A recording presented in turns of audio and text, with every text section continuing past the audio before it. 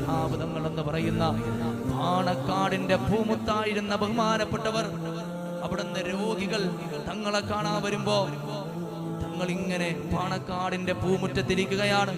ഒരുപാട് പ്രയാസങ്ങളായിട്ട് നൂറുകണക്കിന് ആളുകൾ പാണക്കാടിന്റെ ആ പുണ്യമായ തറവാട്ടിലേക്ക്, കൊടപ്പനക്കൽ തറവാട്ടിലേക്ക് കടന്നു വരുമ്പോ തങ്ങളുടെ അടുക്കലേക്ക് കടന്നു വന്നിട്ട് ബഹുമാനപ്പെട്ട ഹൈദരലി ശിഹാബ് തങ്ങളോട് ഓരോരോ പ്രയാസങ്ങൾ പറയുന്നു. ക്യാൻസറാണ്, തങ്ങളെ പ്രയാസമാണ്, തങ്ങളെ പുരപണിയാൻ കഴിഞ്ഞിട്ടില്ല, ഒരുപാട് ദുഃഖമാണ്,